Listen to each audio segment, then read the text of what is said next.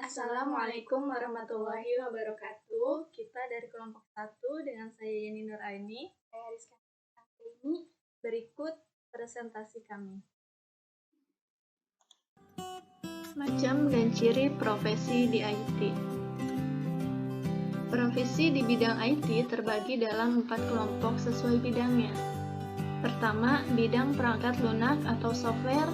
Di dalamnya terdiri dari analis sistem, bertugas menganalisa sistem yang akan diimplementasikan, mulai dari menganalisa sistem yang ada, kelebihan dan kekurangannya, sampai studi kelayakan dan desain sistem yang akan dikembangkan.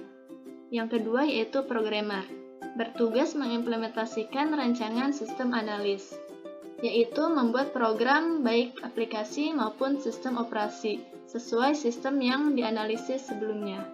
Yang ketiga yaitu web designer, melakukan kegiatan perancangan termasuk studi kelayakan, analisis, dan desain terhadap suatu proyek pembuatan aplikasi berbasis web. Yang terakhir yaitu web programmer, bertugas mengimplementasikan rancangan web designer, yaitu membuat program berbasis web sesuai desain yang telah dirancang sebelumnya. Yang kedua yaitu bidang perangkat keras atau hardware. Pertama ada technical engineer, sering juga disebut teknisi, yaitu orang yang berkecimpung dalam bidang teknik, baik pemeliharaan maupun perbaikan perangkat sistem komputer. Yang kedua yaitu ada network engineer, orang yang berkecimpung dalam bidang teknis jaringan komputer dari maintenance sampai troubleshooting-nya. Yang ketiga yaitu ada bidang operasional sistem informasi. Di dalamnya terdiri dari operator elektronik data processing atau IDP. IDP yaitu orang yang bertugas mengoperasikan program-program yang berhubungan dengan elektronik data processing dalam lingkungan sebuah perusahaan atau organisasi lainnya. Yang kedua yaitu ada sistem administrator, merupakan orang yang bertugas melakukan administrasi terhadap sistem, memiliki kewenangan menggunakan hak akses terhadap sistem, serta hal-hal lain yang berhubungan dengan peraturan operasional sebuah sistem. Yang keempat, bidang pengembangan bisnis teknologi informasi. Pada bagian ini, pekerjaan diidentifikasikan oleh pengelompokan kerja di berbagai sektor di industri teknologi informasi. Selanjutnya, organisasi profesi IT terdiri dari dua, yaitu organisasi profesi IT di dunia dan organisasi profesi IT di Indonesia. Organisasi profesi IT di dunia dibagi menjadi 3. Yang pertama, ACM.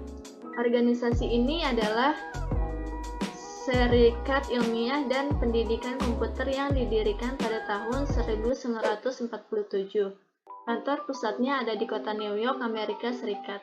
ACM pernah mensponsori pertandingan catur antara Garry Kasparov dan komputer IBM Deep Blue. Yang kedua yaitu ada IEEE.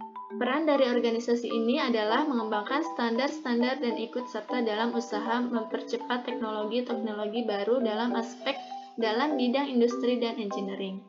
Yang ketiga yaitu ada SEARCC, merupakan himpunan profesional IT di Asia Tenggara. Dibentuk pada tahun Februari tahun 1978 di negara Singapura oleh 6 ikatan komputer dari negara Hong Kong, Indonesia, Malaysia, Filipina, Singapura, dan Thailand. Yang kedua yaitu ada organisasi profesi IT di Indonesia. Terdiri dari IPKIN atau Ikatan Profesi Komputer dan Informatika Indonesia. Sebagai organisasi nirlaba independen yang beranggotakan para profesional dalam bidang komputer dan informatika, IPKIN bertujuan untuk meningkatkan pemanfaatan dan pengembangan teknologi komputer dan informatika di Indonesia guna menunjang pembangunan nasional. Yang kedua ada APJI atau Asosiasi Penyelenggara Jasa Internet Indonesia, untuk melakukan beberapa program kunci yang dinilai strategis untuk pengembangan jaringan internet di Indonesia. Program-program tersebut terdiri dari tarif jasa internet, pembentukan Indonesia Network Information Center, pembentukan Indonesia Internet Exchange, negosiasi tarif infrastruktur jasa telekomunikasi, dan usulan jumlah dan jenis provider. Kode etik profesi bidang TI. Dalam lingkup TI, kode etik profesinya memuat kajian ilmiah mengenai prinsip atau norma-norma dalam kaitan dengan hubungan antara profesional atau developer TI dengan klien, antara para profesional sendiri, antara organisasi profesi, serta organisasi profesi dengan pemerintah. Adapun kode etik yang diharapkan bagi para programmer adalah seorang programmer tidak boleh membuat atau mendistribusikan malware. Seorang programmer tidak boleh menulis kode yang sulit diikuti dengan sengaja. Seorang programmer tidak boleh menulis dokumentasi yang dengan sengaja untuk membingungkan atau tidak akurat. Seorang programmer tidak boleh menggunakan kode dengan hak cipta kecuali telah membeli atau meminta izin.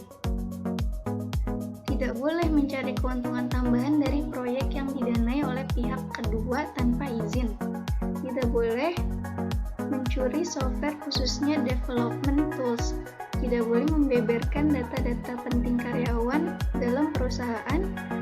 Tidak boleh secara asal-asalan menyangkal adanya bugs dalam aplikasi. Prinsip integrity, confidentiality, dan availability dalam TI. Aspek keamanan biasanya sering ditinjau dari 3 hal, yaitu confidentiality, integrity, availability.